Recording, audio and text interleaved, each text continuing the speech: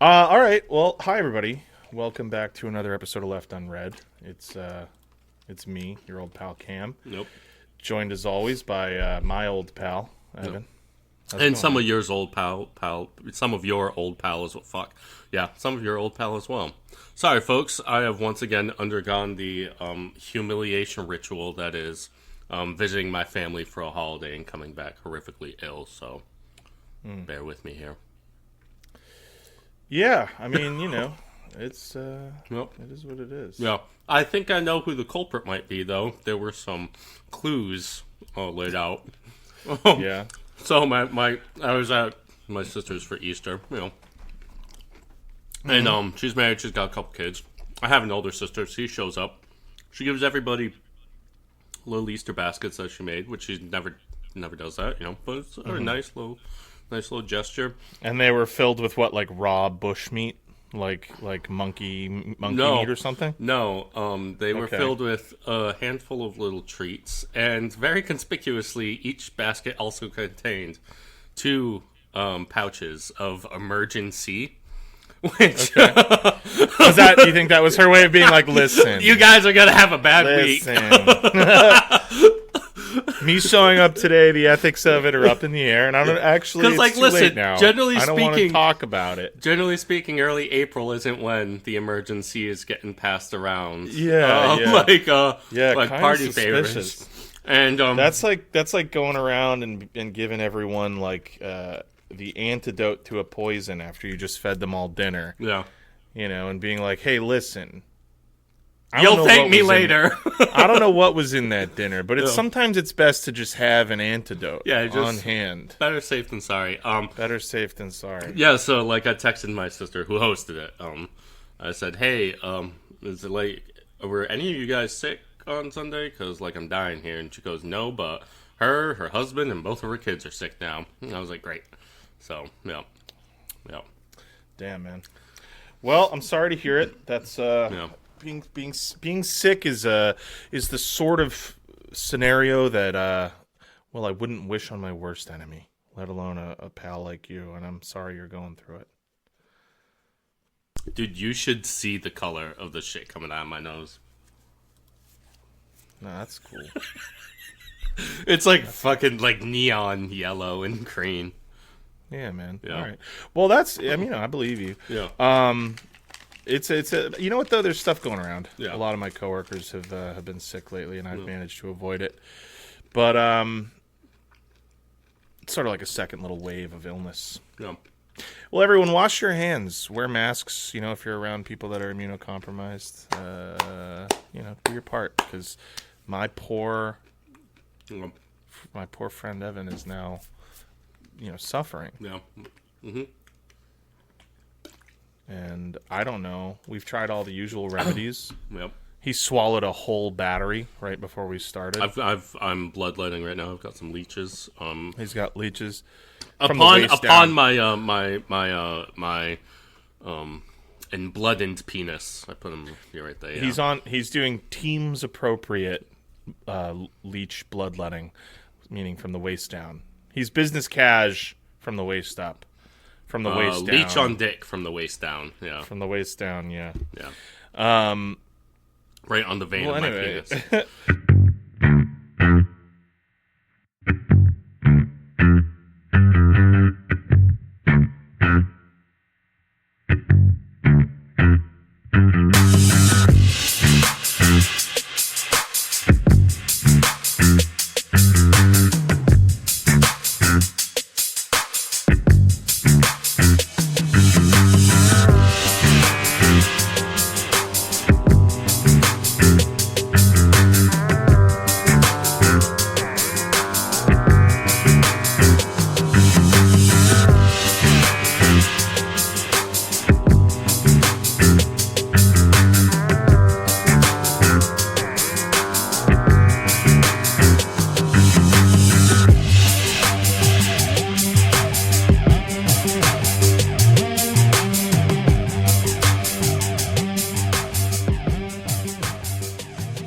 So part of why we're here, maybe all of why we're here, despite Evan's illness and his his reticence to record today, despite my pleading with him. I'm just kidding. It never goes that way. To be honest with you. I'm just gonna be honest with you. It doesn't go that way. Yeah. But so we're here, and I was not feeling good. But that's because there's a lot going on. Yeah. In this big, beautiful world of I'm ours. an empath. We're actually probably planning to do a couple releases. I don't want to say. I don't know what the release. Don't tell them something if we're not going to live up to it. You know what I mean? Yeah, but we've got another one that we're going to record in a couple days. Weekend, yeah. This weekend. We're recording on Wednesday, April 8th. Yeah, and we'll have another one that we're recording on Saturday. So I'll try to stagger them so that it's, I feel like when you release them too close together, then it like disincentivizes listening to them. But, at this point, we're like a bi-weekly show. So I don't think anybody would be mad if we had. I mean, Apple Podcasts called us a bi-weekly show literally the first time we missed 1 week and never changed it. I know. It was like the first year we released an episode like every week, and then we missed one. And Apple was like, "Oh, this is a bi-weekly show," and we're like, "We've released 56 episodes in 57 weeks. Like, no, it's bi-weekly." So, Yep. not nominative determinism. That's not quite it, but IBS. We'll just live up to what the world has proclaimed us to be. Mm-hmm. Right. It's like if you're going to accuse me of something, I may as well do it. Yeah. So anyway, we're on today because, in keeping with a lot of our material in the year 2026, there's just so much going on in the present day that we've kind of shifted our focus a little bit from pre-written history episodes to sort of just discuss the state of geopolitics, because we're living in a pretty fascinating time. And by the time historians are writing about this time, I don't know if we're still going to be doing this show. No. And if we are, I think it's worth considering why we don't have better stuff going on in our 60s. So let's talk a little bit about the ongoing situation. There's I feel like we've constantly kind of been like teetering on the fence as a nation between having to wonder like how much of this warmongering and how much of this is posturing and how much of this has like the potential to turn into like kind of like a dementia-driven, psychotic episode with like international consequences.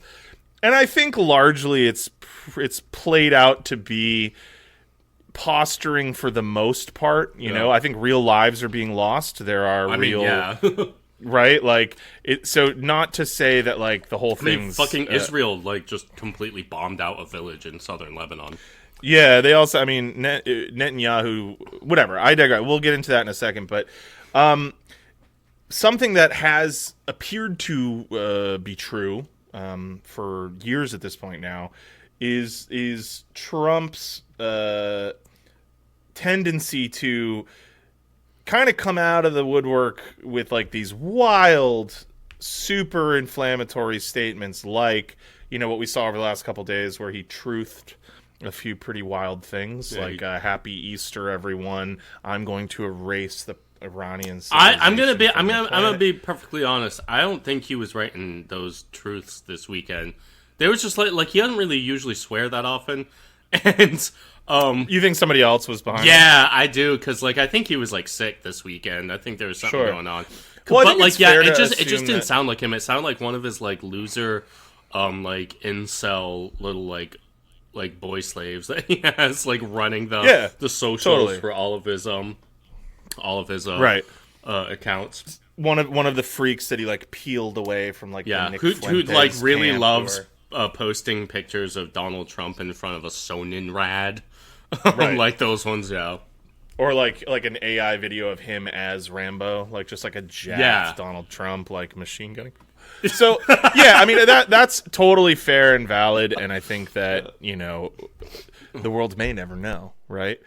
But it's all to say that it obviously led to a huge amount of discourse, right? And from both the people you would expect, like folks like Evan and I, people who are kind of outspoken leftists, and then all the like performative but not action-backed outrage that you would get from mainstream liberals and Democrats. But even a lot of people that are conservatives were kind of abashed by the level of rhetoric that was bandied about this week, and it all sort of turned out. I mean, so to clarify, so we're talking about things that I always want to say tweeted, but Trump has his own kind of outlet here, Truth Social. So what do you call it? A truth? Truth.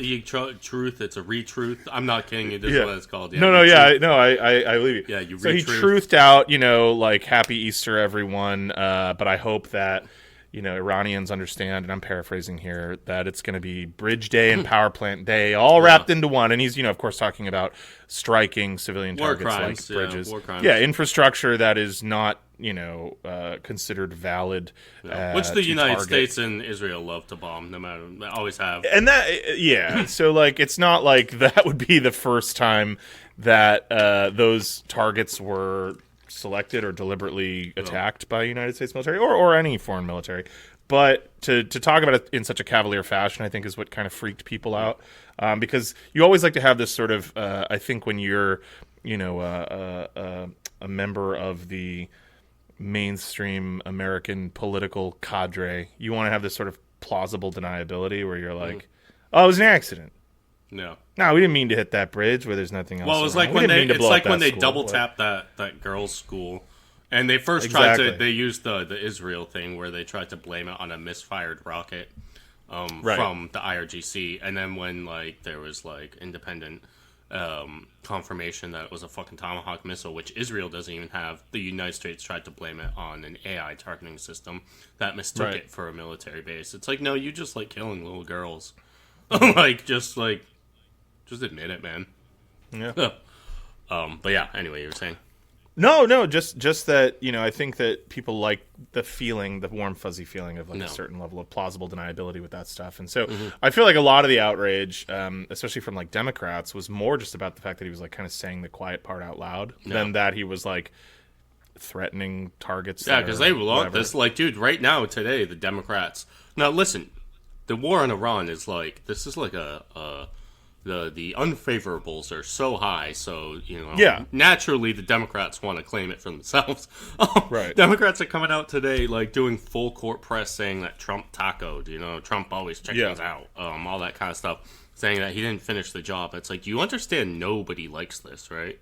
Yeah, right. It's not, and so that's sort of what I was leading into, right? Is that appears to be true, right? Largely that I always forget they call it the taco. Trump always chickens out. That does appear to be true to me, at least, right? It looks like he does love to, whether it's him or somebody that's been given access to his social media. He loves to present this, we're gonna rain down fire and fury in this whole fucking thing. We'll end the entire Persian civilization overnight if you don't do what I'm asking.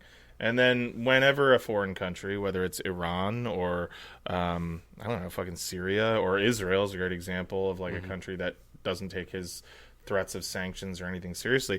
Whenever somebody kind of calls him on that stuff, he's always just well, a great victory was achieved today, and everything's already going really well, so I'm just not even going to do it. This is what I love. Right now, the victory that's being proclaimed is the opening of the Strait of Hormuz. Which has been open for a week. Well, no. I mean, it hasn't, not to everybody.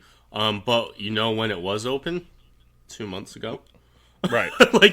So it's this is what I'm saying. It's the ever-shifting sands is that, ostensibly, this whole thing was, for regime change in Iran. It was to knock out the Islamic revolution and either turn Iran into a failed state or put in some, patsy,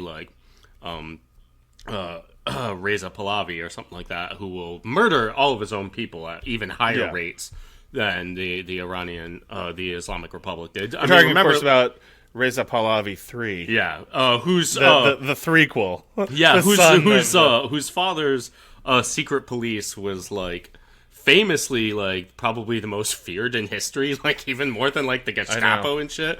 The Shah's secret police. I mean, there's a reason that the Islamic Republic was a a revolution was like a popular revolution, they were like, yeah, this is better than what the fuck's going on now.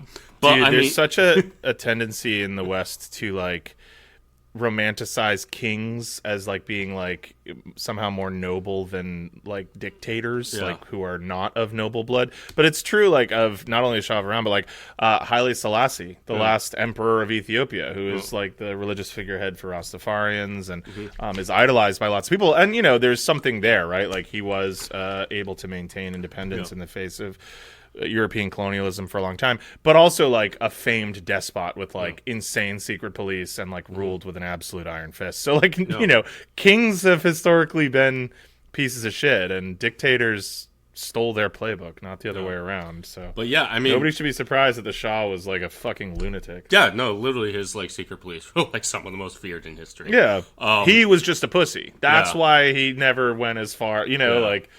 If he thought he could have gotten away with it, he wasn't doing it for like you know, I mean, like even his son, like you can tell this guy, he's like, I mean, I guess I'll rule the country. I don't know. I kind of got it good though. I'm like rich and I don't have to do anything ever. He probably already has one of those Coke Zero machines, like at the movie theater, where you can select all the flavor. You could have mellow yellow, but with like the lime, or you could do Pib Extra. Yeah, cherry Pib Extra. Yeah. Chaka Khan. Chaka Khan, Chaka Khan, Chaka Khan, Shaka Khan, let me rock it, Shaka Khan. Let me rock it, that's all I wanna do, Shaka Khan. Let me rock it, Shaka Khan. Let me rock it, cause I feel for you. Shaka Khan, what you tell me what you wanna do? Do you feel for me the way I feel for you? Shaka Khan, let me tell you what I wanna do. I wanna love you, wanna hug you, wanna squeeze you too. So let me take it in my arms, let me feel you with my charm, Shaka. Cause you know that I'm the one to keep you warm, Shaka. I make it more than just a physical dream. I wanna rock you, Shaka, baby, cause you make me wanna scream. Let me rock it, rock it.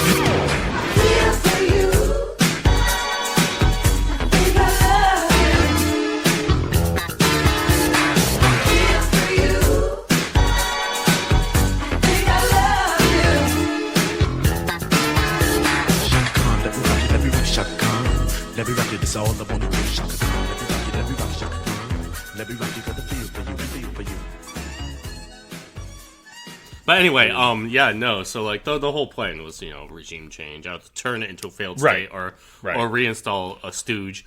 And it's very funny that now, and obviously that was not achieved, ruining Iran's offensive capabilities or defensive capabilities. This was not achieved. And so now the victory is the goalposts have been moved. Opening the Strait of Hormuz, the thing that was open 2 months ago, right, has only been closed in response to our military aggression. Yeah. And like, I mean, the thing is, like, so like, what did we achieve? We just stopped. We made a run way said, stronger. Okay. We basically boosted their credibility on the international not just boosted. scale, Yeah, sure. I mean, like at this point, like if Iran gets what it wants, I mean, first of all, you've destroyed any like fear of the United States. Like this is like paper tiger moment. You know what I mean? Like you've really absolutely annihilated like the power projection of the United States. It's obvious. And to be clear, to interject, like neither Evan nor I. Well, I won't speak for you, but I suspect that you'll agree with me. I hope you'll agree with me. I don't think that we're saying do it, you won't, like, prove that, you know, like, no. The paper tiger thing is way preferable to, like, carpet bombing or nuking Iran. Yeah. I'm glad that's not happening. And, you know, like Evan was saying before, it's funny. It almost sounds like Democrats when they go on TV and accuse Trump of tacoing. It's like, do you want him to do it? Yeah. Like, are you mad that he didn't? Yeah, like, they what do, the fuck? because their masters in Israel want the same thing. Right. But no, I mean, like, America has completely destroyed its power projection because, like, yeah, the United States was able to, like, constantly bomb Iran when they were firing from outside of Iranian space. But the second American planes had to enter Iranian space, dude, they were shooting down F-35s. They were shooting down A-10 Warthogs. They were shooting down fucking F-15s. And like, you know, the F-35 is supposed to not be able to be shot down, and they were using like heat shit, like infrared shit, because like you know, it's like impervious to like radar, but they were like, yeah, but that engine burns hot.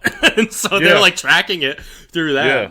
They were fucking like Chinese like civilians who were like posting online, like helping Iranians like locate these planes too through like infrared. Jesus Christ. Yeah, and yeah, it was fucking insane. And like, yeah, the second they had to like fly into Iranian airspace, like, dude, whatever the fuck happened this weekend, by the way, like the pilot that got shot down, I don't know what to make of this. I think this was some kind of operation that they got mulched in. Because like you had it's a little too like Behind Enemy Lines. What was that movie though? Was it Behind Enemy Lines with Owen Wilson?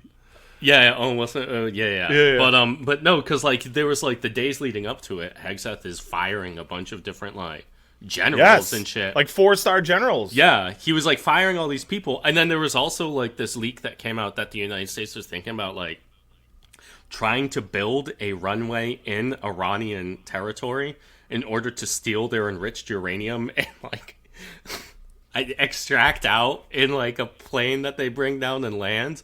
And everybody was like, "This Mission Impossible type. This is the dumbest plan you could ever possibly do." Yeah. And then they do this thing, and like, dude, they lost like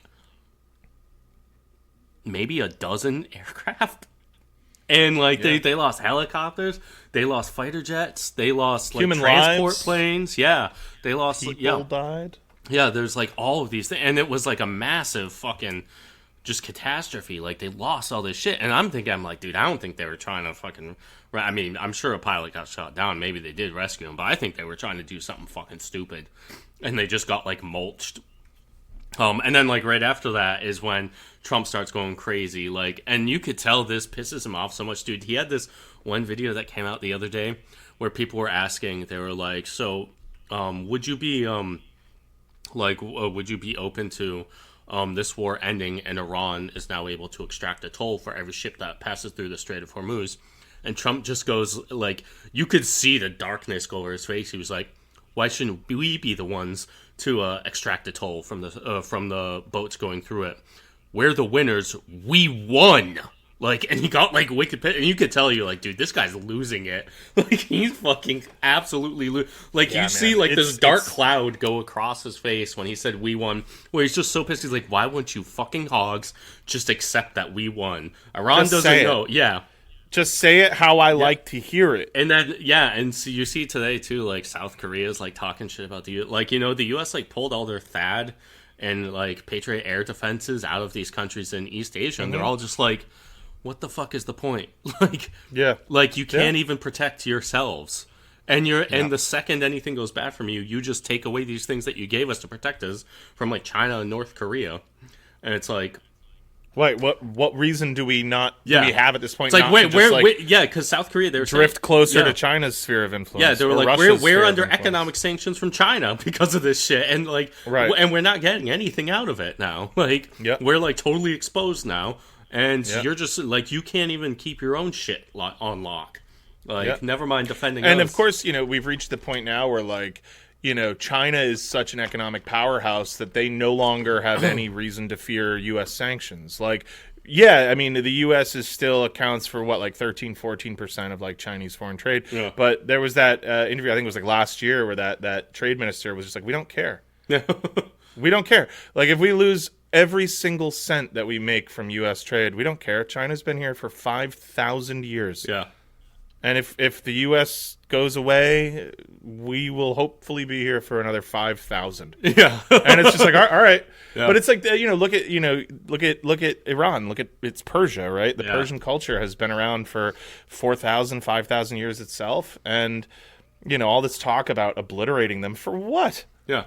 And I think that's the thing that finally it's like a bridge too far, even for a lot of, you know, former or soon-to-be former MAGA people. It's like, you see that and you're just like, God damn, this...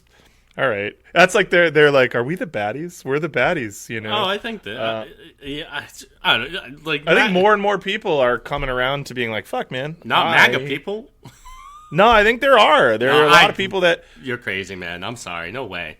MAGA people. Maybe not like hardcore, like, true, like, MAGA pilled people, but there are a lot. Okay, well, let's say Trump voters then, right? People that voted for him but maybe weren't buying into the whole,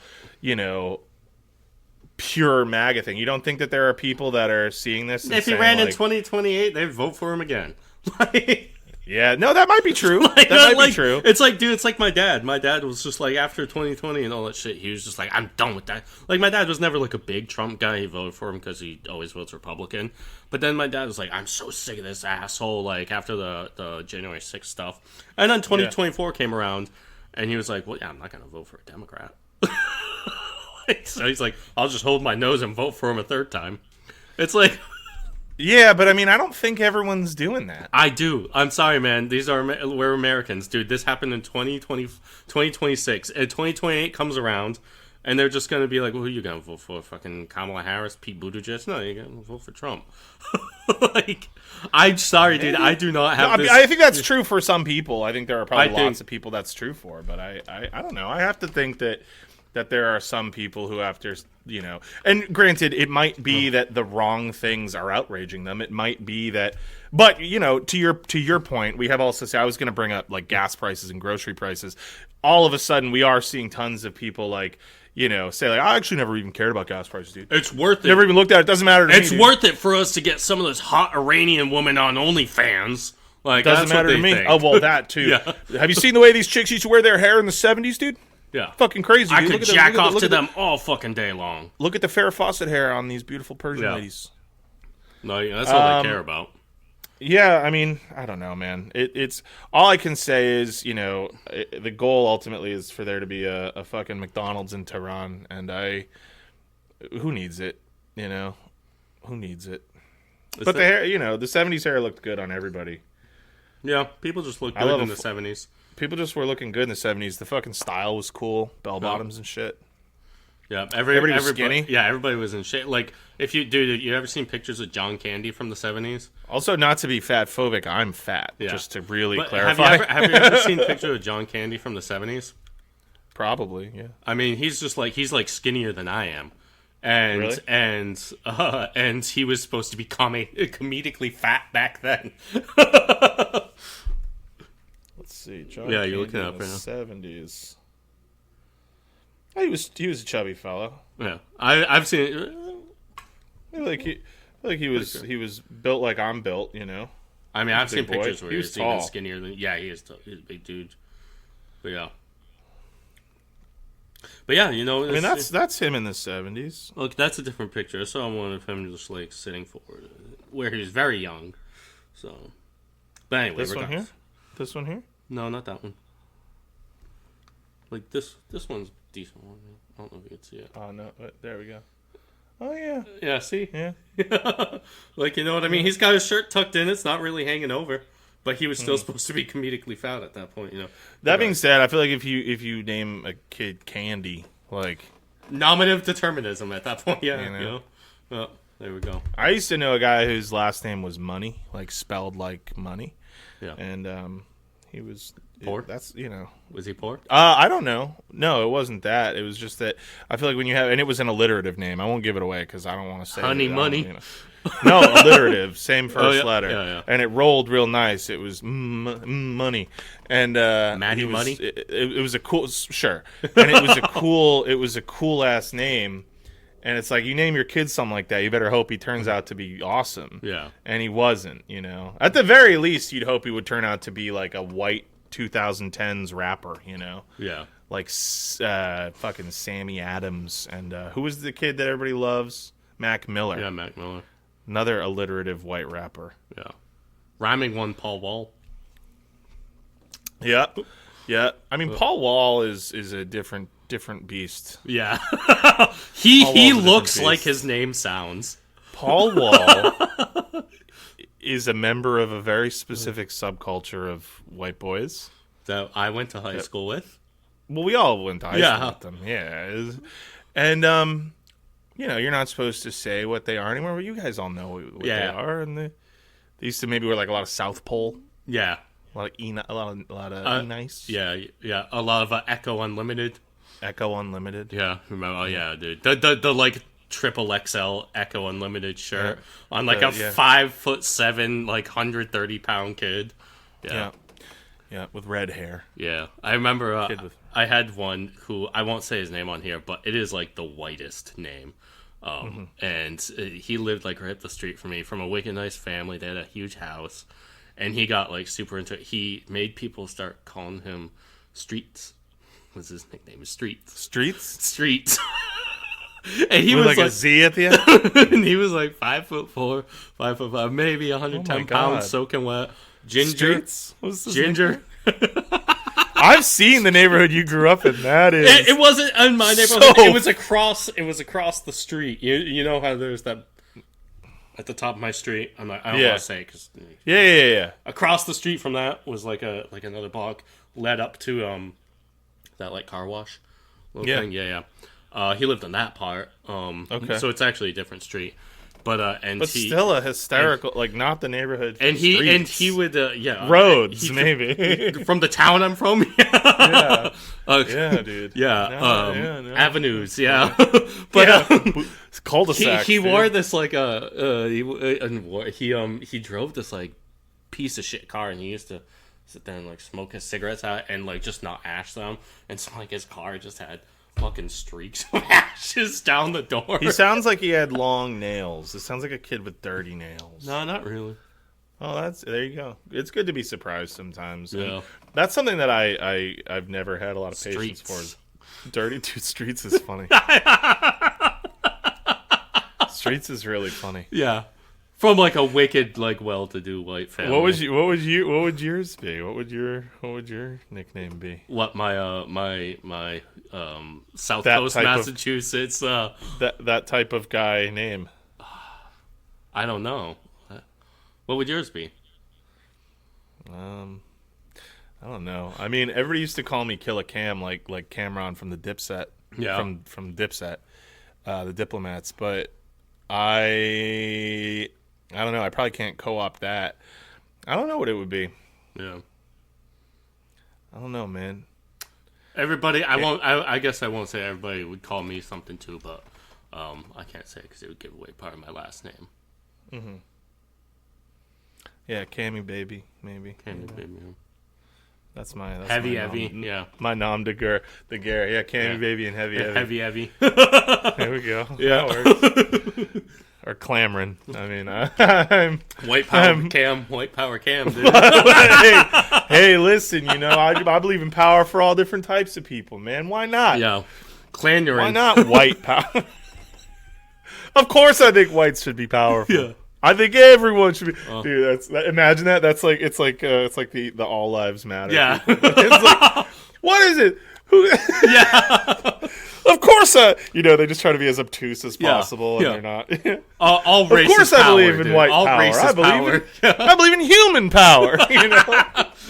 I believe in black power. I believe in orange power. Hell, I believe in I don't green care power. I don't care if it's white power, black power, green power, purple power. I tell you what, brother, I just believe in power. I just believe in the power of human Of ingenuity. I believe in the power of savings, which is why I'm here to talk to you today about Dr. Fantastic's shoes that feel like bare feet. He's created a line of shoes that look, smell, feel, taste like a human foot. They're small and barely detectable by the human eye. They come in all varieties of naturally occurring human skin tones, but also a variety of cosmetic adjustments, tie-dye, houndstooth. And they even have nails which will grow, and that's proprietary. Yep. So you do have to clip the nails on them. And it's great for people that want the look of someone who's comfortable being barefoot in public, but doesn't actually want their foot to be seen.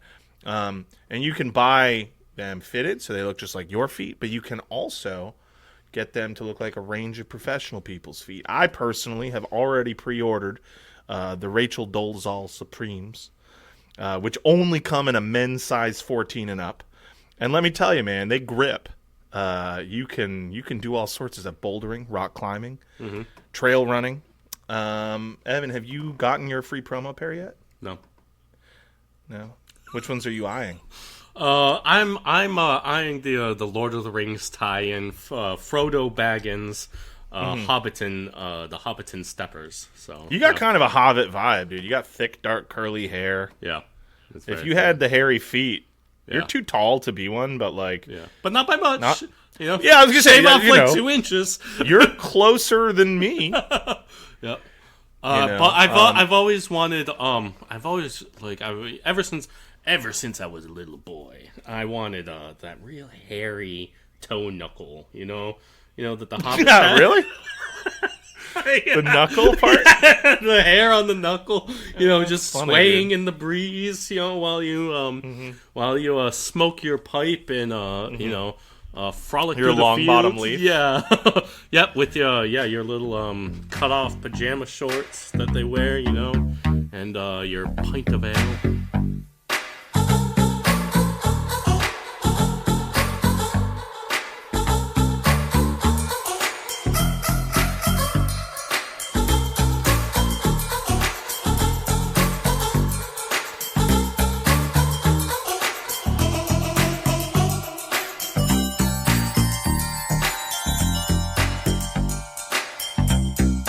Baby, I can't wait.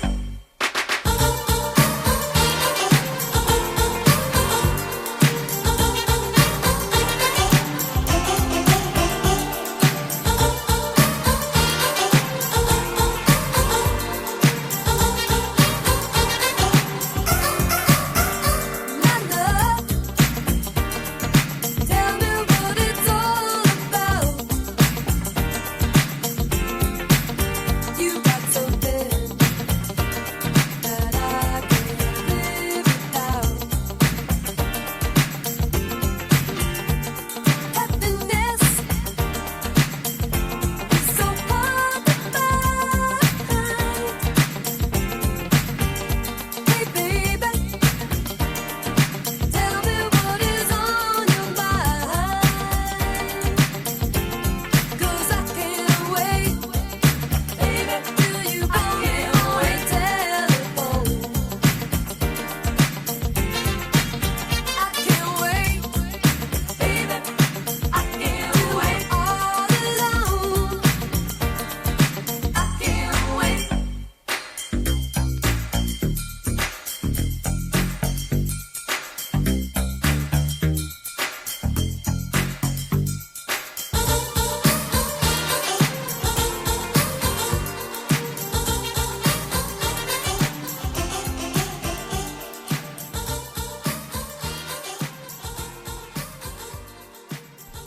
Do you, and this died like shortly after I met you. Yeah. But do you remember my Gandalf pipe? My long glass Yeah, weed pipe? You definitely smoked out of it. Mm-hmm.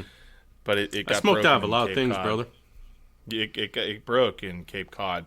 But you came down to visit down there when I Yeah. lived down in Cape Cod. And that was a fucked up night.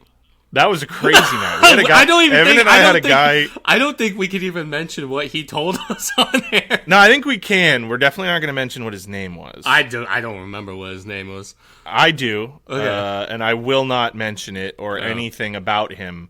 But what I will say is this: This Evan dude and that I- we didn't know. who Well, was I fr- knew him. Oh, I okay. knew him. Yeah, you I had him met once? him a couple weeks prior. Okay. And hung out with him a few times. He was a nice enough guy. So for a summer, when I turned 21, which is about a year after I met Evan. I met Evan when I was 20, and I got a job with my then college roommate working down on Cape Cod, doing manual labor, not construction, but moving stuff around. We'll say that.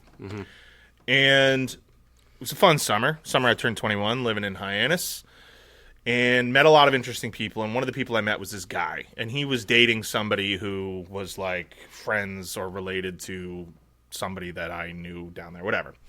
And so he was around a lot, and he would like come up to the bars with us. Nice guy. And so my buddy Evan is like, I'll come down and visit you in Cape Cod. So Evan comes down. We're tearing it up. We decide to go out. And that guy is like around. I'm like, dude, come meet this dude. This is my friend Evan, whatever. We're all hanging out. We get bombed. Yeah, we're like, getting cross-faded. We're drinking. Yeah. We're smoking. Yeah. And he, I think, gave us a ride back to where I was staying. And we're parked. And he looks over and, we're talking. And you get to that point where, like, when everybody's kind of cross-faded and you start telling, like, sentimental stories or, like, making these overly emotional, like, hey, like, I really love you, man. I really appreciate you. Whatever, those moments. And he's like, guys, I got to tell you something. Something that's really been weighing on me. I murdered a guy. He's fucking dead serious. Dude, Evan, it is crickets. Evan and I are just sitting there like... Like, literally, like what? I immediately just sober up. I just go... And he was a few years older than us. Yeah. Like, definitely still in his 20s, but a few years older than us. Well, like, he says that he murdered somebody first, and, like, we don't really believe him, and he's like, no, I got... Yeah, we're like, no way, dude. He's like, no, He's like, a guy, like, I killed a drug dealer. And he gets really choked up. Yeah, and he starts to tell us this story about how, like, he and his buddy was, like, trying to buy a bunch of drugs or whatever, and they went to meet this guy, and something went wrong. And they were in a car, and this guy, like, reached in, and this dude who's telling us that, like, this guy reached in and, like, pulled a gun, at which point this dude, I guess, had a gun himself, pulls it out and, like, shoots him and kills him. Yeah. Or thinks he kills him. Yeah. And they drive away, and he, like, drops his friend off, and then he... and this was not around the area where he was telling us this story. This was states and states away. Yeah. So this is not like a local occurrence. So you won't find it by Googling drug crimes in Cape Cod. Yeah. Of which I'm sure there are many. But yeah, long story short, he basically confesses to us that And he's like found crying. out- He's crying. Yeah, he's crying. He's like breaking bawling his down. eyes out. So at this point, I fully believe him because he's having like a very dark emotional moment, and Evan and I are sitting there like, dude, what the fuck? I'm just like, I'm gonna get the fuck out of here. I'm gonna go well, inside. this was especially, this 21, 22-year-old Evan was a very like, all right, like very like you were in a less animated phase of your life, and I feel like this. I was like, all right, this a lot for has you. The vibe has changed. Now I'm gonna go Yeah. inside and hang out and not listen to the crazy man talk about killing So people. he told us that he killed the guy, and he was like, yeah, you don't think less of me, do you? And I'm like, no. This guy just confessed to murder. I'm not gonna like sit there and be like, yeah, you're a bad person. And he's like, all right, well, like, so, like, are you guys going in? You want to hang out? And I was like, I think we're just gonna go to bed. Yeah. So, we leave him down there in his car, say our goodbyes, and he basically told us he found out the next day this guy died. Kept expecting the cops to come get him. They never came, and so eventually it just kind of like went away. But it's something that he's carried in his chest this whole time until he confessed it to us. Does he go home after we go inside? We go upstairs into So we wake up the next day, and he's early in the morning. It's early in the morning. It's like He's 5 or in 6 this a.m. this little apartment that I've rented. He's in there. No. He was sleeping on. No, but Okay.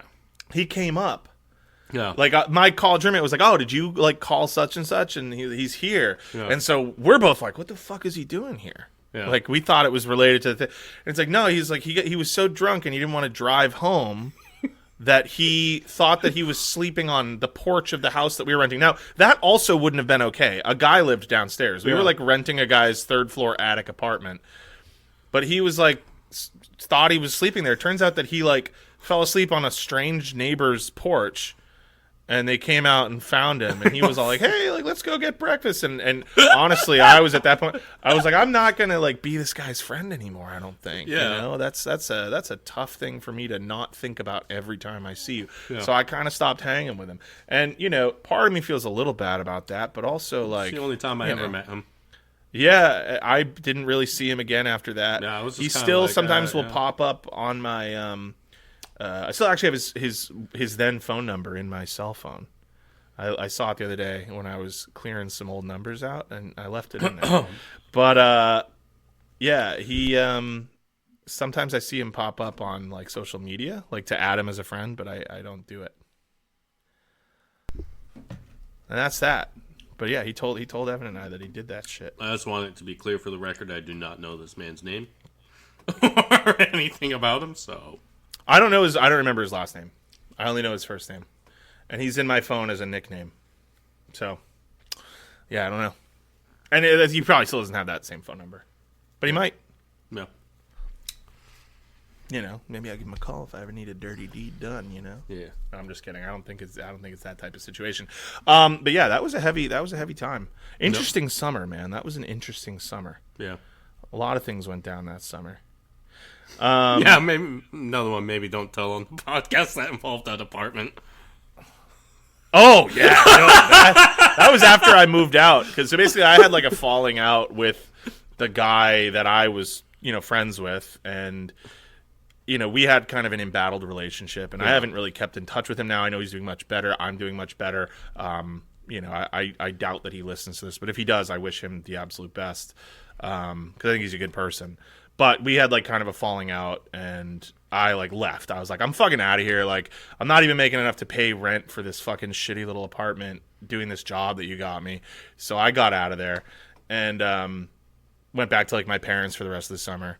And then, yeah, the rest of that summer, I think some shit went down. But I wasn't around for any of that, and thank God I wasn't. Yeah, I'll leave it at that. Yeah. Yeah, we don't need to tell. Because that was more serious, and that didn't involve me or anybody close to me, so I just whatever. But like crazy, and for just like a little naive white boy from the suburbs, like double crazies.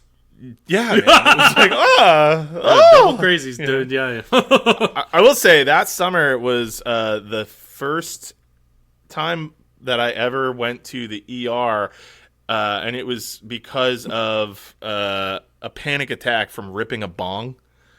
And I was convinced I was dying. This was like around the point where weed stopped being cool to me, and Just by the way, this is not evil. Cam was like a years long pot user, like daily pot user at this point. Yeah, from like high school Yeah. up through like end of college. Yeah, same with me. Every day. I was an everyday pot smoker. Yeah.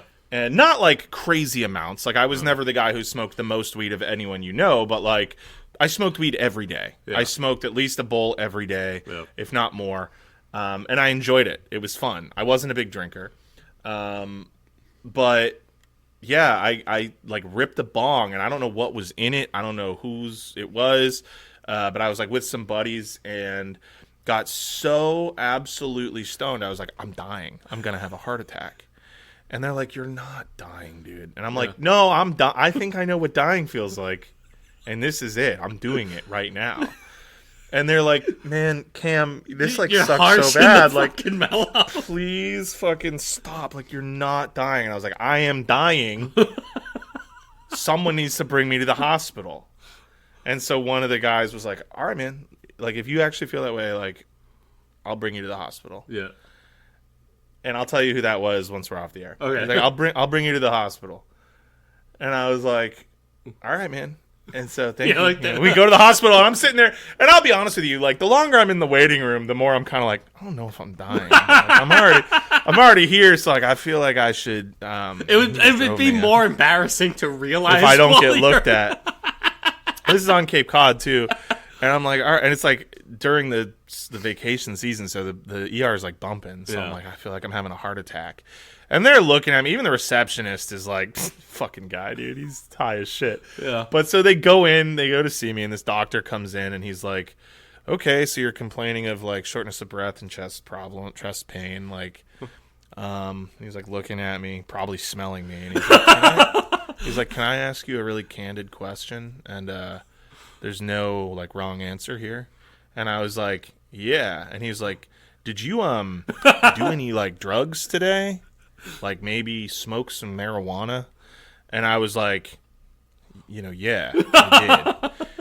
And he was like, is that when you started feeling like you were dying? And I was like, yes. And then he was like, cool. I'm going to give you a Valium. You should get out of here. And I was like, all right. So he gave me a Valium. I will say, greatest shit ever. Yeah, free Valium. Muscle relaxers are sick. Like I can't ever have unfettered access to anything like that because wow, what a feeling. I've never the couple times I ever like had painkillers for stuff, I didn't enjoy it. Yeah. But wow, did I like Valium. I had to take Valium when I got my wisdom teeth out, just like one Yep. when you go in. Yep. But I had like a muscle strain of my lat like a few years ago, and like you could see Yep. like I got it from the gym, you could see the muscle like turning like under my skin, so I had to like so they gave me like muscle relaxers for it. And that's just sleepy times right there. Like you take Yep. one, I took one like within 20 minutes I'm out for like 3 hours. Yep. So then the next day, I just thought I was tired. So the next day, I go back to work, and I took one on the way to work, and I'm driving into work, and I'm just like, whoa, I'm having a difficult time staying awake. And I had to, like, struggle to stay awake at work for, like, 3 hours, and then it passed. Yeah, I Drank a lot of coffee. man, those pharmaceuticals, they really know what they're doing when they make those, man. Yeah. Well, my throat's pretty fucking shredded at this point, so. yeah, I'm sure, dude. I'm sure. You Well, really let's wrap gave it your up. all, and I appreciate you. On that note, thank you guys so much for listening. As I said, we actually have a written episode coming up, and I won't This say weekend? any We'll dates. record it this weekend? We're going to record it this weekend. You'll have it soon. So that'll be fun. We'll get kind of back into the swing of that because I have some other fun stuff I want to do as the summer comes around. But we thank you guys so much for listening. I know that we have a couple new Patreon subscribers. I did not look at who those were before this, but I think we said them in last time. Or the oh, time okay, before, cool, yeah. cool. Well, thank you guys so much for that. I will say that is the easiest way to directly support us in the production of this show, help us cover the costs of making it, research, things of that nature. You can find our Patreon at www.patreon.com/leftunread. We do ask that you just go on a browser and do it that way. Especially, www.patreon.com. Don't fucking click no links. yeah, no links. And especially if you're on an Apple product, do not use the Patreon app because they tack on a fee. We don't see any of that. You will lose that. It will go straight to Apple. It's really silly. So please check that out if you're interested. That is a great way to help us out if you are with Extra. But if you're not, that's okay. We understand. Times are tough. Money's tight. There are other ways that you can support us. You can like and review us on your podcast app of choice. That helps us get boosted in the algorithm, get new listeners. You can show us to your friends, to your family. We still spread by word of mouth, and so that is always helpful. You know, just you can play us loudly as you are piloting your F-35 over the Persian desert prior to your imminent shredding. Yep. Or in your goon whatever. cave, yeah, you can goon Or to us. in your goon cave. Yeah, you can where goon you're your shit dry to us. cranking yourself relentlessly and mercilessly to the big O. Yeah. Yeah, you can do that. All that helps us a lot. Don't we tell put all us the about it, but information you can for do all it. Yeah. You can tell us about it. I guess so, yeah. Actually, you know what? If you've ever gooned, We always put an email in the show notes. And if you're you've ever welcome to gooned send- while listening to us, actually do let us know. And not just... That'd be cool. We're not talking about just jerking off. We're talking about, like, the full Monty. Like, gooned. What do you mean by that? Like goons for, like, you know, fucking pop some meth and just did it for hours, you know? Right, like stimming? Yeah. Like stim Stim gooning? fapping, yeah. Like, Stim fapping. Dude, What's that famous story where the guy's like, I was dressed in my full SS regalia while on like a 2-day crack binge in my mom's house, and I was masturbating relentlessly, and she walked in, and just at that moment, I like lost bowel control and shit myself, so my mom walked in on me in like a Nazi uniform, covered in my own feces, high on crack, jerking off. Honestly, that's now- not too much different than what the Soviets saw when they entered Berlin. Right. Except it was meth, Right. I suppose. Yeah, no, I think that there was a lot of mass psychosis going on there. Yeah. That's just Yeah. fucking Pete Hegseth's situation room, dude. Triple SecDef. Yeah. Anyway, did I miss anything? I was just gonna say I have like permanent like earware. Like anytime I hear the word gooning or goon or anything like that, it's just Norman Finkelstein's voice just comes sailing into me through the ether, saying gooning on that. Gooning. Gooning, a gooning. When he's on an episode of podcast saying that gooning is the pathway towards fascism, it's just him saying a gooning. Gooning. Yeah, And honestly, it's true, dude. Evan and I are semen retention warriors, man. yeah, For Lenin. yeah. All right. Well, we love you all dearly, and we will see you soon with some more exciting stuff. But thank you all so much for joining us, and we will see you next time on another episode of Left Unread. Thank you, sir. Bye. Bye.